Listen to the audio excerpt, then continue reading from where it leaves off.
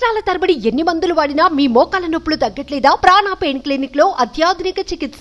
రాష్ట్రంలో కుప్పకూలిన పంచాయతీరాజ్ వ్యవస్థకు జవసత్వాలు నింపేందుకు కూటమి ప్రభుత్వం శ్రీకారం చుట్టింది. గ్రామ పంచాయతీలకు అత్యంత కీలకమైన గ్రామ సభ నిర్వహణపై మొట్టమొదట దృష్టి సారించింది.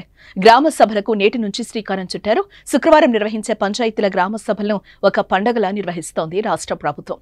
రాష్ట్ర వ్యాప్తంగా ఒకే రోజు 13,326 పంచాయతీల్లోనే ఒకే రోజు గ్రామ సభలు ఏర్పాటు చేసి దేశ చరిత్రలో సరికొత్త రికార్డు సృష్టించింది.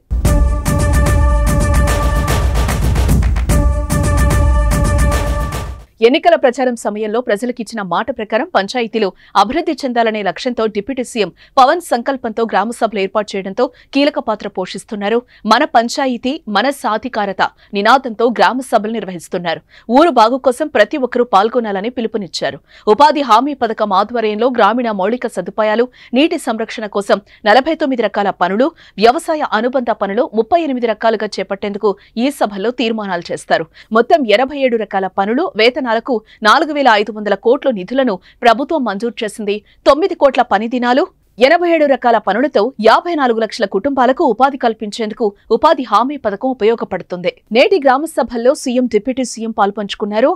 అంబేద్కర్ కోనసీమ జిల్లాలోని స్వర్ణగ్రామ పంచాయతీ గ్రామ సభలో చంద్రబాబు భాగం కాగా, అన్నమయ్య జిల్లాలోని రైల్వే కోడూరు మండలంలోని మైసూరావారిపల్లెలో గ్రామ సభలో పవన్ పాల్గొన్నారు. ఇప్పటికే అన్ని జిల్లాల కలెక్టర్లకు గ్రామ సభ ఏర్పాట్లపై దిశానిర్దేశం చేశారు. ఉప ముఖ్యమంత్రి పవన్ కళ్యాణ్ వీడియో కాన్ఫరెన్స్ నిర్వహించి పలు సూచనలు చేశారు. గ్రామ సభ ఏర్పాటు చేసేందుకు ప్రతి పంచాయతీకి ప్రత్యేక అధికారులను నియమించాలని ఇప్పటికే కలెక్టర్లను ఆదేశించారు. అన్ని గ్రామాల్లో ప్రతి ఓటరు ఈ గ్రామ సభలో పాల్గొనేలా చర్యలు తీసుకోవాలని సూచించారు. దీంతో పాటు ఎన్నికైన ప్రజాప్రతినిధులు, మంత్రులు, ఎమ్మెల్యేలు, ఎమ్మెల్సీలు, ఇతర ప్రజాప్రతినిధులను కూడా ఆహ్వానించాలని కలెక్టర్లకు ఆదేశాలిచ్చారు.